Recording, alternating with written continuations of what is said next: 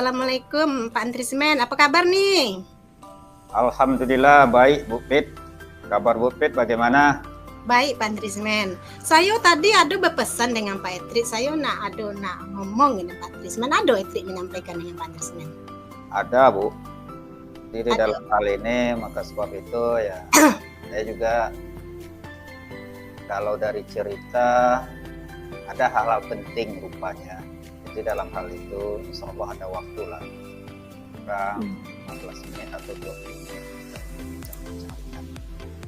Oh ya, makasih waktunya Pak Andrismen. Saya nih Pak Andrismen, saya lagi agak bingung-bingung gitu Pak Andrismen. Apa nih apa nih Pak Andrismen? Tadi ada permasalahan di sekolah tadi Pak Andrismen. Jadi ada pula masa guru nih bingung ya Bu Pit. Itulah Pak Andrismen kan. Kadang kita nih Pak Andrismen, ada masalah di rumah, ada masalah di sekolah, hati bola bingungnya Pak Andrismen di rumah. Yang jelas prinsipnya Bu Pit, tidak ada gading yang tidak retak kan. Cocok. Laut yang tidak bergelombang. Tidak ada kita manusia ini yang bingung-bingungnya. Cocok Pak. Kira-kira apa itu Bu Pit yang bisa kita omongin sore hari ini, dan mudah-mudahan dalam posisi rileks ini kita bisa juga bermanfaat dalam pembicaraan. Ini Pak Andrismen, ini Pak Andrismen, kita kan sama-sama tahu nih Pak Andrismen, anak kita baru pulang magang. Jadi kan anak-anak itu kan adalah sekitar 3 bulan lebih di lapangan Pak Andrismen. Jadi karena lama anak tidak masuk sekolah kayak gitu ceritanya kan. Yeah. Jadi saya perhatikan anak nih Pak Andrismen. Jadi pas dia masuk rambutnya tuh Pak Andrismen panjang lah kayak orang bengkel. Aku perhatikan. Asamonya dengan orang bengkel. Rambut panjang. Rambutnya panjang Pak Andrismen. Jadi kita kan di sekolah kita ini kan kita sudah sama-sama tahu gitu kan, bagaimana kesepakatan sekolah kita atau kesepakatan kelas kita yang selama ini. Jadi dengan waktu yang pendek ini Bu Pit, Ibu pinginnya dapat apa dari percakapan kita ini? Kalau bisa Pak Andrismen, adalah nanti solusi atau apa yang harus saya lakukan terhadap anak tersebut. Saya bisa menghadapi anak tersebut kan. Maksud saya bisa anak itu saya bisa mengarahkannya memotong rambut gitu. Masalahnya kalau kemarin tuh Pak Andrismen saya sudah bicara dengan yang ada, saya bicarakan kayak melawan gitu Pak Andrismen, kayak agak merah matanya. Pak Andrismen tahu lah badan saya kecil, anak besar. Tapi yang jelas Bu Pit, kita ini sebagai manusia tidak diukur dari ukuran badannya gitu kan, tetapi dari inteligensi, pemikirannya, ide-idenya. Nah, jadi sekarang ini kita sudah sama-sama tahu bahwasanya anak kita saat ini banyak yang berambut panjang. Kalau dari sisi analisa Bu Pit gitu kan, sebelum berangkat prakerin itu kalau dinilai lah dari sisi rambut kerapiannya ini, anak kita ini kira-kira dapat di angka berapa Bu Pit? Kalau kita kasih rentang nilai antara 1 sampai 10 Bu. Kalau sebelum berangkat tuh Pak Andrismen, saya berani ngasih angka 8 Pak Andrismen. Kenapa saya berani mengasih angka 8? Karena waktu berangkat kan kita ada pembekalan, terus ada waktu pelepasan anak magang pun di lapangan waktu itu saya perhatikan mereka pakai baju praktek rapi, pokoknya rapi Pak Andrismen, rambut mereka rapi lah, pokoknya bisa lah saya kasih angka 8 gitu. Cuman pas pulang tuh mungkin Pak Andrismen berantakan lah gitu Pak Andrismen. Kalau Pak Andrismen nilai mungkin saya bisa mengasihnya angka 4 kayaknya kalau pulang magang ya Pak Andrismen ya. Iya. Jadi di waktu menjelang berangkat ya Bu Pit tadi kan menyampaikan ada pembekalan gitu kan. Iya. Jadi waktu berangkat pembekalan itu, apakah rambut ini menjadi kategori yang perlu diperhatikan di waktu dia sedang magang atau setelah kembali ke sekolah aja, Pak Bu? Oh, kalau di waktu pembekalan Pak Trismen, jadi kategori karena saya tidak menyatakan rambut kalian, cuman saya kan seperti ini pembekalan Trismen. Ananda, kalian di lapangan sekolah juga. Jadi kita tetap memakai aturan sekolah. Karena walaupun kalian magang atas nama SMK 2. Jadi artinya segala aturan sekolah tetap berlaku. Tentu mungkin ada tambahan aturan di tempat magang, tapi aturan sekolah tetap kita pakai, kata saya seperti itu. Aturan positif yang disampaikan di sekolah berarti tidak begitu diterapkan di anak-anak kita ini di waktu magang, atau ada kelalaian mereka secara pribadi ya Bu ya? Iya. Mungkin juga Pak Trismen kalau saya perhatikan mungkin kendala anak-anak ya, mungkin karena tidak ada istilahnya, kalau dengan kita di sekolah kan kita kontrol gitu kan, mungkin selama di lapangan, atau mungkin mereka melihat rambut-rambut orang-orang di bengkel hanya, jadi mereka ikut-ikutan, mungkin itulah kira-kiranya penyebabnya menurut saya Pak Trismen. Di istilahnya mungkin Bu Pet ya, di mana bumi dipijak situ pula langit dijunjung, mungkin anak kita mengartikan itu ya. Sementara kan prakteknya panjang-panjang rambut, dia harus menyesuaikan pula dengan panjang-panjang rambut itu, Pet. Ya, dia lupa kalau dia masih siswa SMK Negeri 2 Merangin kan. Dikira mungkin Pak Trismen dialah karyawan pula di bengkel tuh. Iya. Kira-kira seperti itu. Jadi tadi itu Bu Fit menyampaikan ya berani memberi angka dalam saat setelah pulang dari prakterin itu angka 4 atau 5. Jadi pinginnya anak-anak kita ini dari standarnya berapa Bu Fit? Kalau bisa Pak Trismen, kalau tidak bisa 9 Pak Trismen, minimal sebelum berangkat angka 8 kan. Jadi kalau bisa kembali lagi ke angka 8. Ya kalau tidak bisa naik minimal kan tetaplah Pak Trismen. Iya benar. Bu Pit, apa yang bisa Ibu lakukan supaya mereka ini bisa berada pada angka yang Ibu harapkan tadi?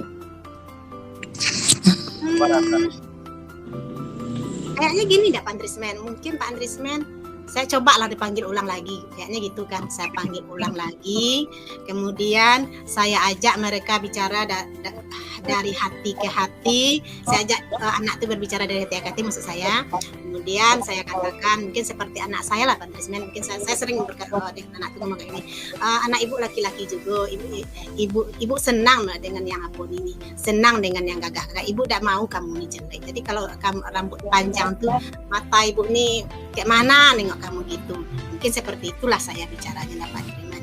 Terus saya juga akan mengingatkan nilai-nilai kebajikan, misalnya kan saling menghargai gitu Pak Trismen kan, kalau terus misalnya dia berambut panjang kan tidak menghargai kita sebagai guru kan, sama lah kayak saya nih ke sekolah pakai daster kan tidak menghargai kan, kira-kira seperti itu. Terus ya mengingatkan keyakinan kesepakatan kelas, kira-kira itu Pak Trismen. Jadi kalau menurut Ibu, apakah siswa-siswa yang berambut panjang tersebut akan nyaman dengan rambutnya dipotong? Sedangkan kenyamanan siswa juga jadi prioritas kita ini dalam pelaksanaan proses pembelajaran. Saya rasa Pak Trismen nyaman Pak Trismen, buktinya kalau sebelum magang mereka enjoy aja kan, artinya nyaman kan Pak Trismen.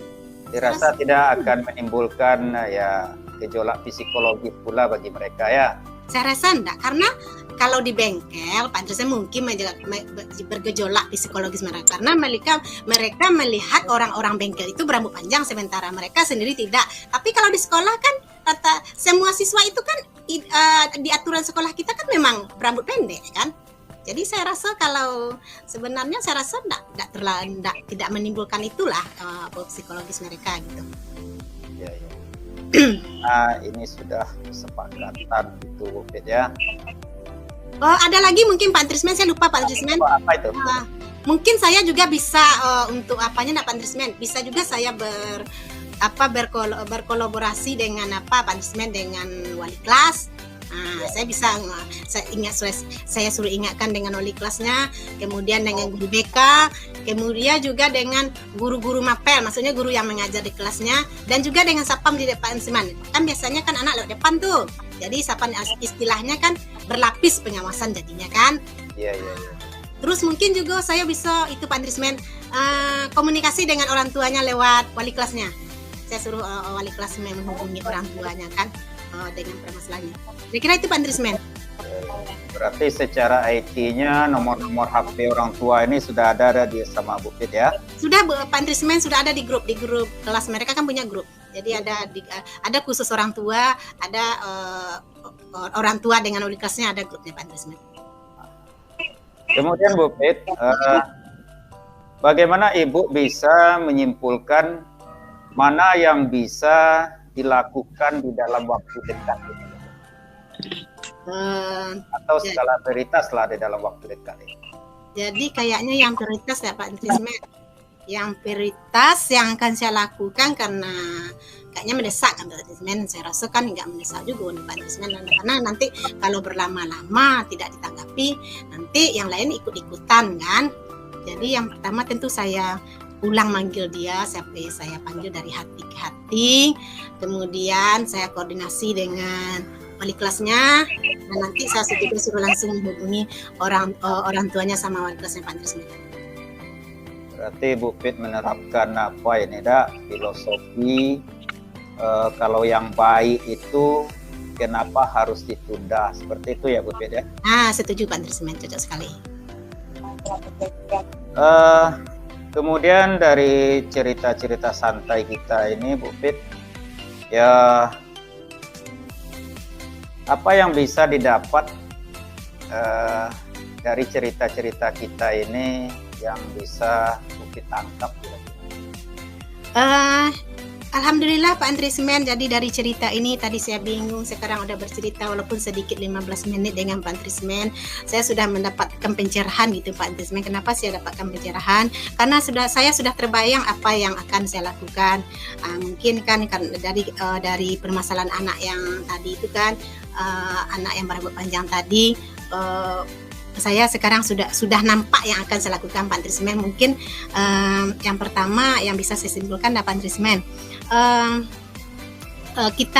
kita menghadapi apapun masalah tentu pasti ada jalan keluarnya.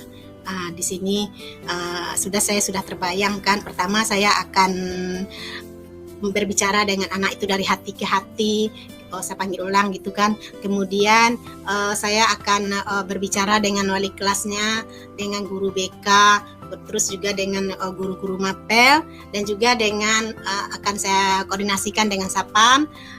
Selanjutnya saya juga akan berkomunikasi dengan orang tuanya melalui wali kelas yang nanti mungkin bisa wali kelasnya menghubungi orang tua di grup kelas.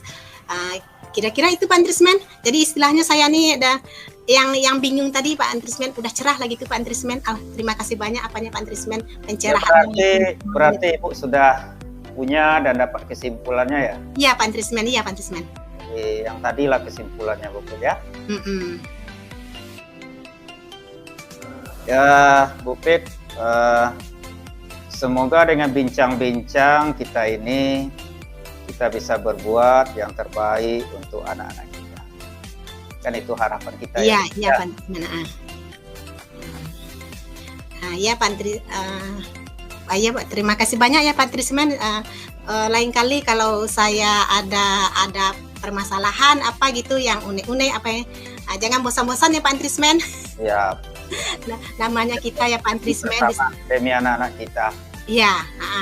Siap Bu Pit. Ya Pak Trismen ya. Terima kasih Pak Trismen ya. Assalamualaikum. Waalaikumsalam warahmatullahi wabarakatuh.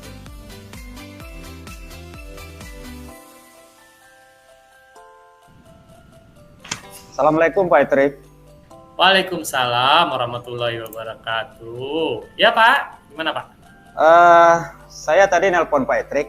Nah, jadi sebagaimana janji tadi Pak Etrik, saya akan bersilaturahmi dengan Pak Etrik.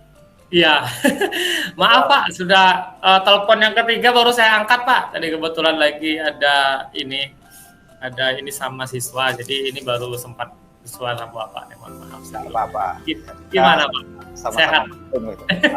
Pak Etrik. Sehat lah, udah berapa waktu kita nih nggak ketemu ya Pak ya? Iya. Tapi mudah-mudahan sekali bertemu sangat bermakna ya. Amin. Amin. Jadi ini Pak Etrik, gimana Pak? Gimana? Ilmu ini bentuknya sportif. Iya Pak. Jadi ilmu itu tidak senantiasa dari yang tua ke yang muda ada. Jadi kita dari yang muda. Jadi saat sekarang ini Bapak ingin berbagi dengan Pak Etrik. Mudah-mudahan kita ada solusi di dalam hal ini. Baik. Nah, ini yang saya rasakan ada sedikit ini Pak Etrik. Mudah-mudahan Pak Etrik punya waktu di dalam bincang-bincang ini. Ini masalah isi sekolah kita saat ini Pak Etrik. Oh, masalah itu. Masalah apa Pak? Visi sekolah Pak ya? Bukan, saya tidak sejauh itu pula menjangkau ke situ dulu. Ya, yang nyata-nyata aja lah. Tetapi tentu berhubungan juga dengan visi sekolah kita. Oke, baik. Menciptakan lulusan yang lebih berkualitas. Tetapi untuk ke sana itu tentu langkah-langkah ini tentu harus kita terapkan. Jadi saat sekarang ini ada yang mengundang rasa keprihatinan saya gitu Pak.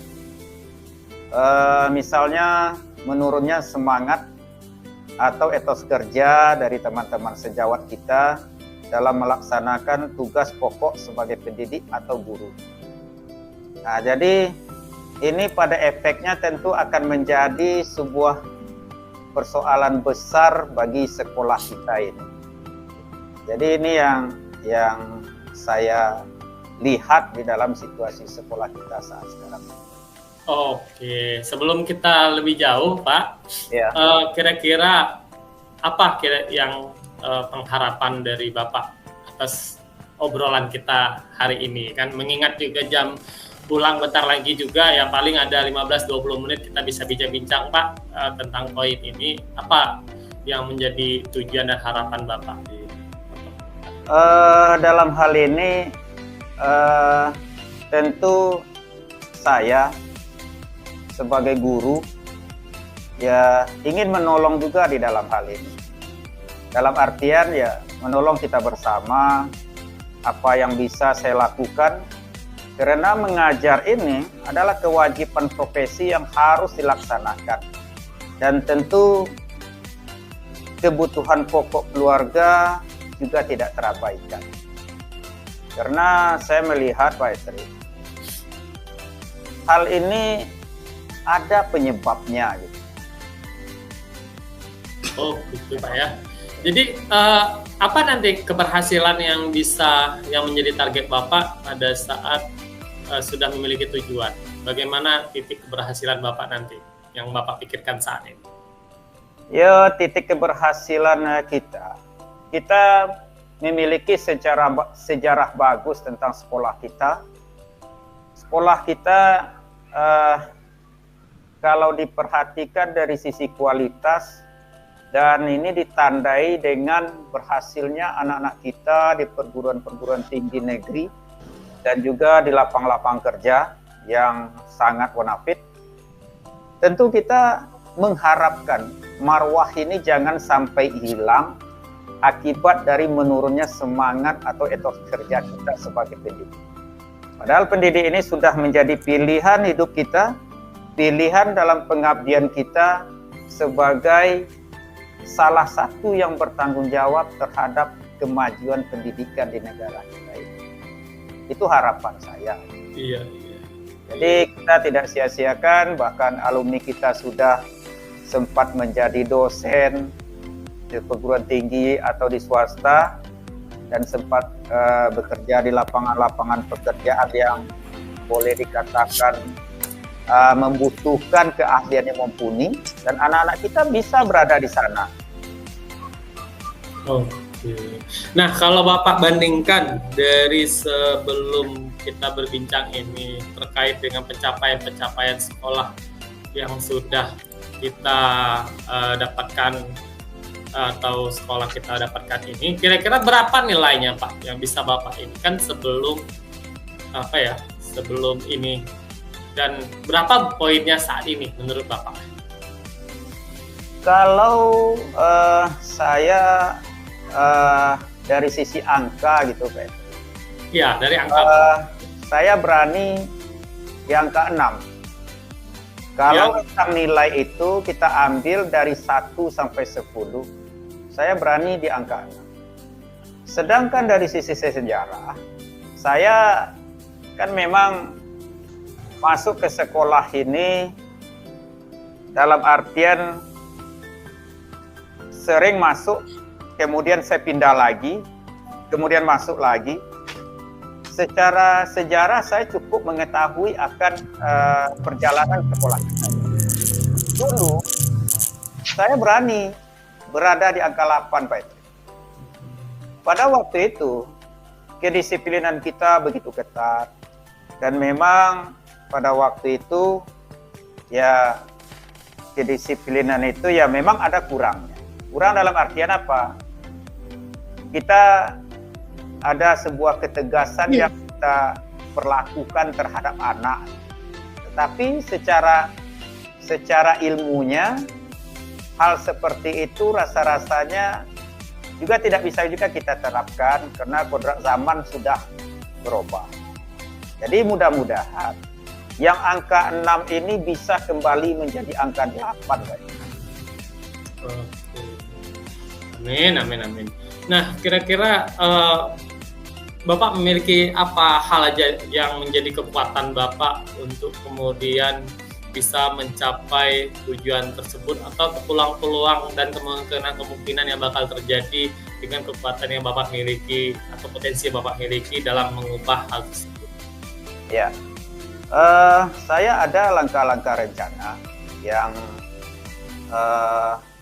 akan bisa saya lakukan, dan saya yakin Pak Etrik juga akan mendukung di dalam hal ini. Dan semoga teman-teman lain juga tidak patah arang dengan apa yang saya sampaikan. Saya ingin membuat atau menyediakan waktu untuk ngobrol-ngobrol santai dan berbagi cerita, sekaligus memastikan kepada teman-teman sejawat kita, apakah memang persoalan yang menimbulkan semangat mengajar ini menurun. Yang dulunya kalau dinilai dari rentang nilai 1 sampai 6, dulu catatan sejarah bisa kita ambil angka 8, sekarang menurun ke angka 6. Bincang-bincang santai ini mudah-mudahan bisa mengembalikan semangat dia untuk bekerja lebih aktif. Kemudian tentu berbincang ini tentu juga dari hati ke hati, dalam artian menyentuh secara perasaan. Tentu dalam artian kita juga menyelami apa yang sebenarnya yang menimbulkan etos kerja dia ini menurun atau semangat ini menurun. Jadi artinya kalau penyakit ini sudah saya temukan dari bincang-bincang santai tersebut, kalau kita anggap ini adalah penyakit, insya Allah kita akan bisa mencari obatnya yang sesuai. Nah, kemudian seiring dengan perkembangan yang ada di sekolah kita itu bersama dengan teman-teman, bijak menggunakan pendapatan. Jadi artinya apa? Yang namanya gaji, yang namanya uang, kalau lewat dari kata tidak mensyukuri, berapapun peningkatannya, kita akan tetap merasakan kurang. Nah, jadi di dalam hal itu, kalau ada teman-teman kita mungkin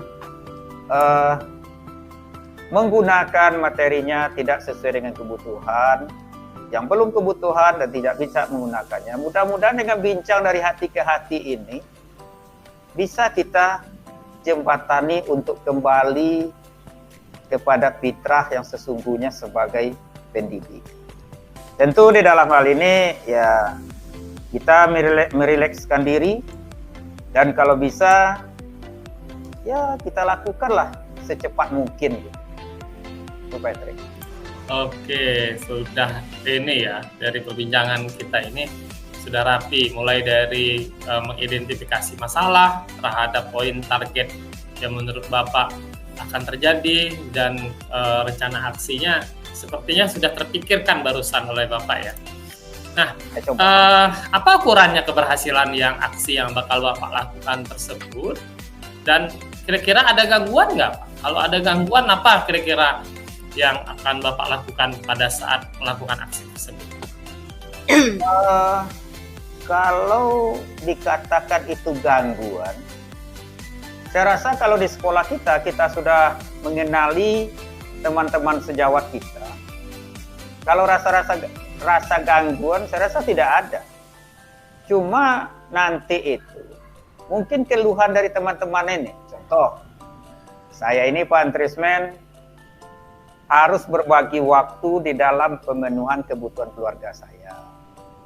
Kalau seandainya umpamanya gaji sudah tinggal sedikit, saya harus ke kebun supaya panen kebun saya bisa lebih baik. Paling-paling itu. Nah, jadi di dalam hal ini ya manajemen waktu aja yang kita berikan kepada mereka, kemudian pengembalian penyadaran gitu kan. Kalau tugas ini adalah tugas mulia dan sudah merupakan pilihan hidup kita, ya inilah konsekuensi akan pekerjaan. Oke, mudah-mudahan amin. Nah, target waktu sendiri terhadap yang Bapak rencanakan tersebut bagaimana Pak? Bagaimana kapan Bapak lakukan, dan kira-kira berapa lama yang bisa berdampak sesuai dengan rencana Bapak? Kalau ini harus saya lakukan dengan secepatnya Pak. Harus saya lakukan di dalam minggu ini. Kita harus melakukan dalam minggu ini.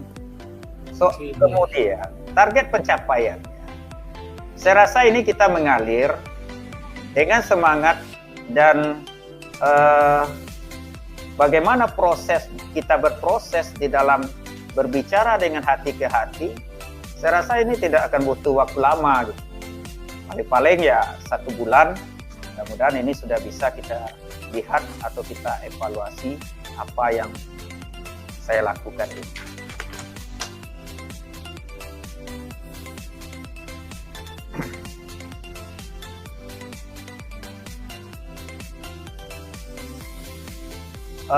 Suara Pak Etrik kurang terdengar bagi saya, Pak Etrik.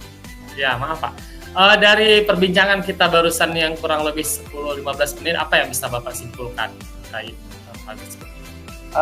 Setidaknya di dalam hal ini, saya sudah punya rencana apa yang akan saya lakukan dengan teman-teman sejawat, sehingga semangat bertugas kembali muncul dalam menjalankan tugas keprofesian kita. Jadi dengan waktu seperti ini sungguh sangat bermakna sekali, Patrick. Jadi terima kasih Patrick. Mudah-mudahan tidak bosan-bosan berhadapan dengan orang yang lebih tua. Insya Allah lain kali saya juga pengen ngobrol lebih lanjut terkait hal-hal lain yang mungkin bisa saya bincang ke Bapak. Nampaknya kita waktu mau pulang nih segera nih, saya harus menyelesaikan tugas saya di kelas dulu Pak. Oke, boleh. Sehat selalu Bapak ya, insya Allah kita ketemu di esok hari atau lusa nanti. Ya Pak ya. Oke, sama-sama. Assalamualaikum warahmatullahi wabarakatuh. Waalaikumsalam warahmatullahi wabarakatuh.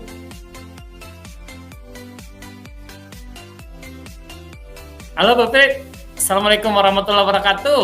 Waalaikumsalam Etri, apa kabar hari ini? Alhamdulillah baik Bu. Mohon maaf nih ganggu waktu Ibu nih. Saya harus ke ruangan Ibu. Tadi saya telepon, Bu Fitri nggak ngangkat. Oh iya ya. Oh, kayaknya tadi HP sama anak saya, Pak Etri. Anak saya kalau HP dipegangnya kadang nggak dikasih dengan saya, dia lagi asik main game kayaknya tuh. Jadi saya maaf saya nggak lihat HP ya Pak Etri ya.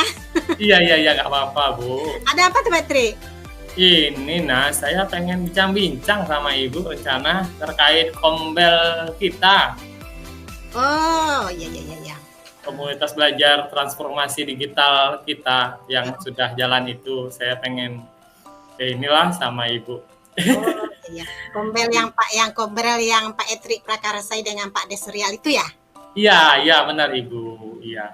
Cuman Nggak apa-apa lah Petri ya, saya kebetulan saya sekarang juga lagi ada waktu. Terus nanti kalau dari perbincangan ini, dari perbincangan kita yang bincang-bincang ini, apa nanti yang Pak Etri harapkan? ya itu terkait harapan itu tidak lepas dari permasalahannya Ibu. Jadi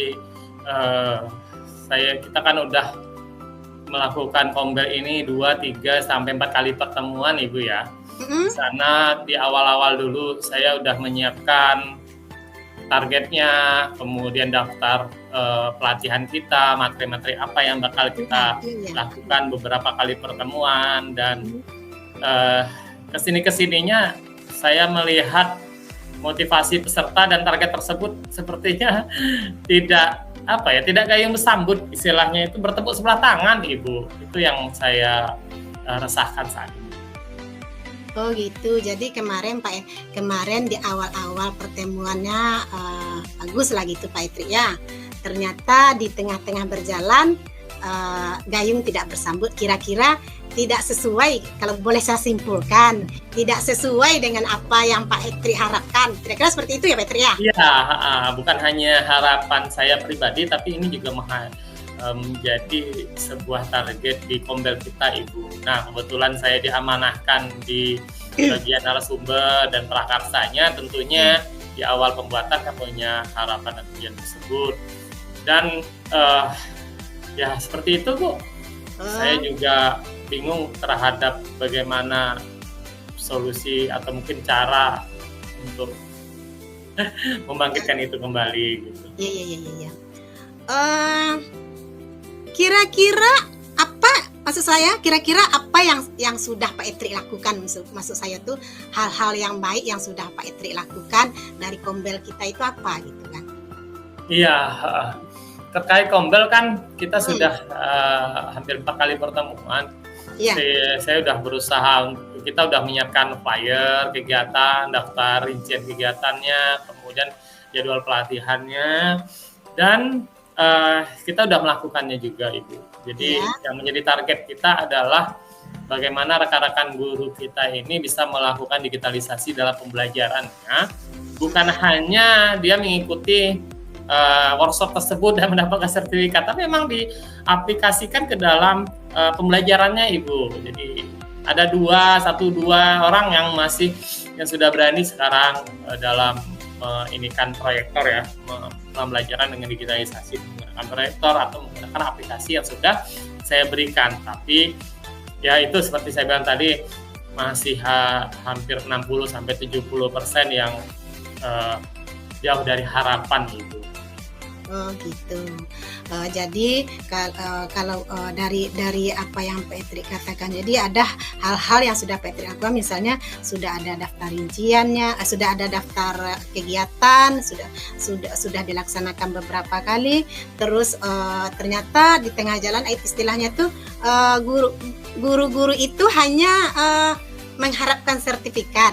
Sementara di sini harapan Pak Etri kalau bisa diaplikasikan dalam pembelajaran kita, kira-kira seperti itu ya Pak Etri ya?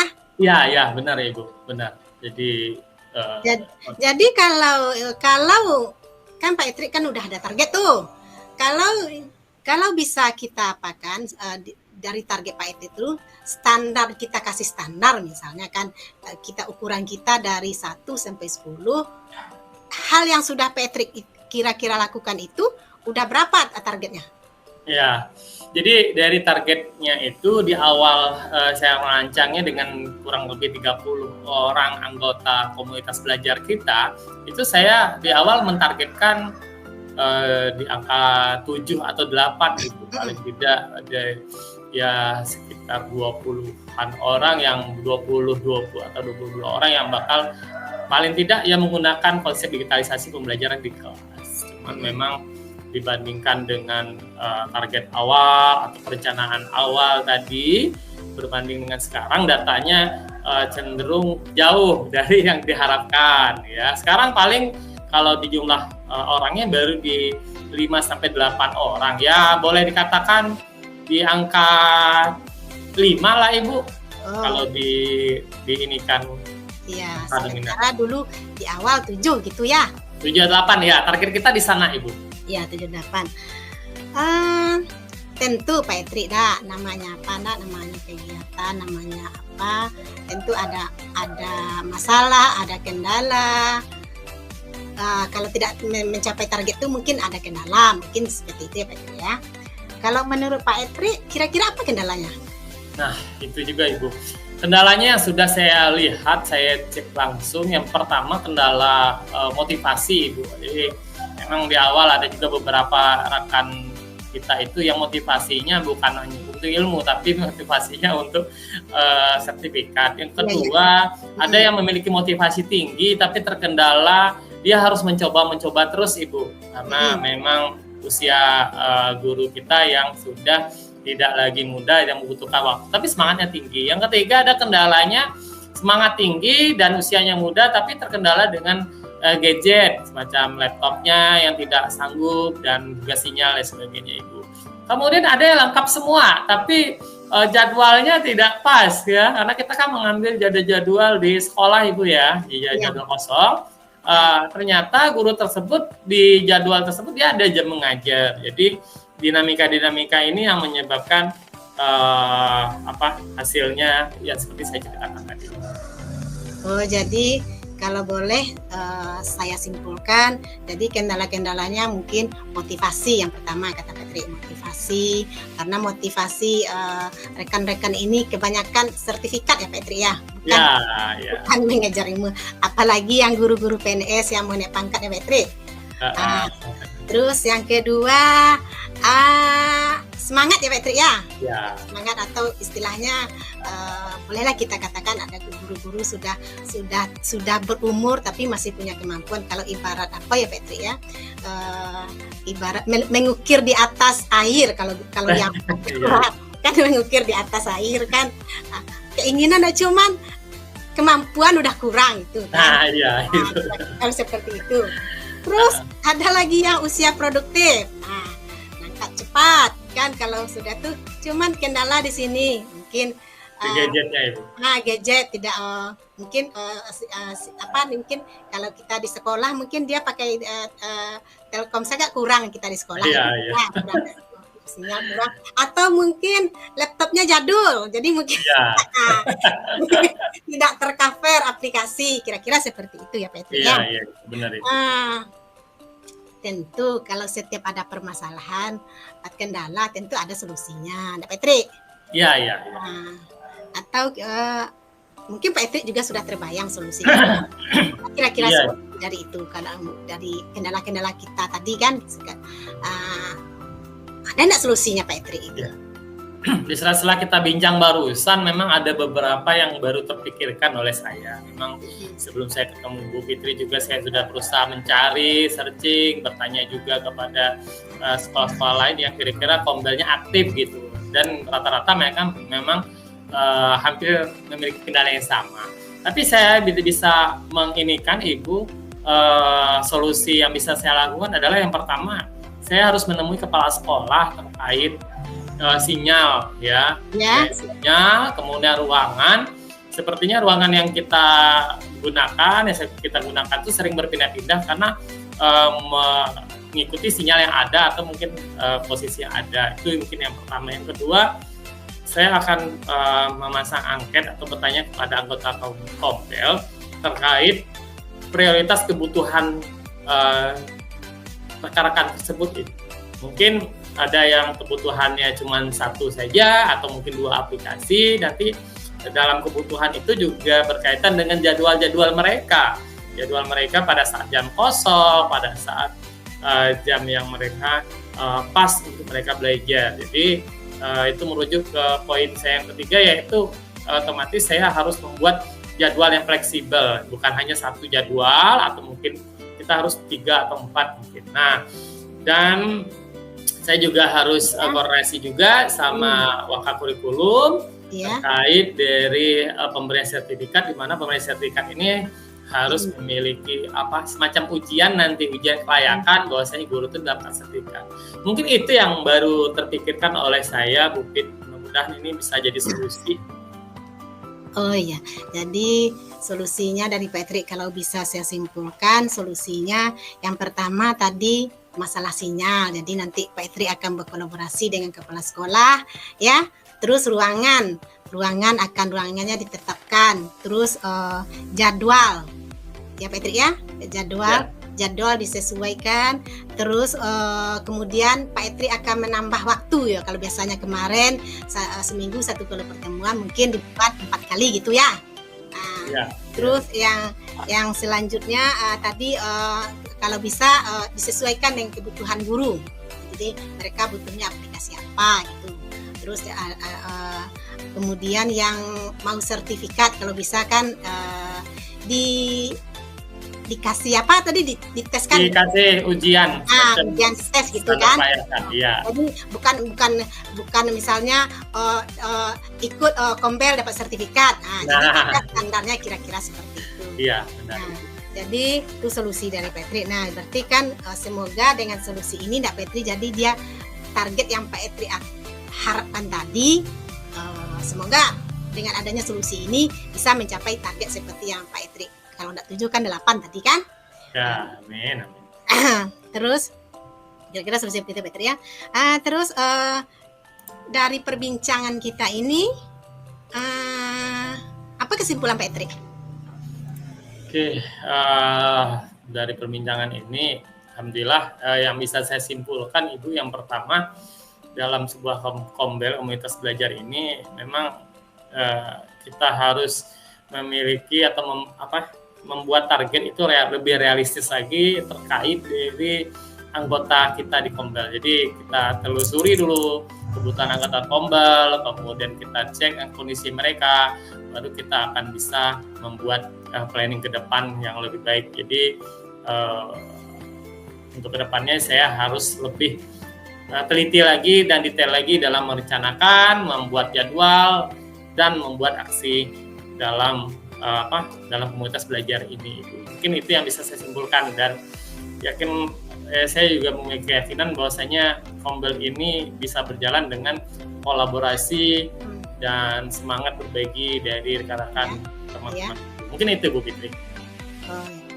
Jadi semoga Pak Etri ya, dari perbincangan kita itu dan dari permasalahan-permasalahan yang Pak Etri hadapi tadi, kemudian Pak Etri sudah berarti sudah terbayang solusinya berarti ya, sudah terbayang. Semoga nanti Pak Etri mencapai target yang Pak Etri harapkan. Terus semoga ya kalau tercapai target nanti kan dengan adanya target yang dicapai tentu akan berpengaruh ke siswa kita kan, berpengaruh ke siswa, tentu juga akan berpengaruh ke sekolah kita. Semoga siswa kita nanti kalau gurunya sudah berbasis digital gitu Pak Etri ya. Kan memang itulah kodrat, kalau kita katakan itulah kodrat zamannya sekarang. Kita tidak bisa lepas dari digital itu sekarang kan, tidak bisa kita melepaskan, karena kita harus mengajar siswa itu sesuai dengan kodrat alam dan kodrat zamannya. Itulah Petri perbincangan kita hari ini. Semoga Petri kita sama-sama sama-sama senang dengan apa yang pembicaraan kita ini Petri ya. Terima kasih Ibu, banyak hal nih yang saya dapatkan dari Ibu nanti. Mudah-mudahan Ibu juga tidak bosan dalam mendengar cerita saya, apalagi dalam target pencapaian komunitas belajar yang sangat luar biasa ini. Benar kata Ibu tadi, terkait perubahan guru secara digital, maka akan berubah juga bagaimana kita mengajar dan akan menyesuaikan dari siswa kita. Terima kasih Ibu, mohon maaf udah mengganggu waktunya ini. Saya izin keluar dulu. Amin nih mau ke kelas kembali Ibu. Terima kasih Ibu ya. Ya, sama-sama. Assalamualaikum warahmatullahi wabarakatuh. Assalamualaikum warahmatullahi wabarakatuh.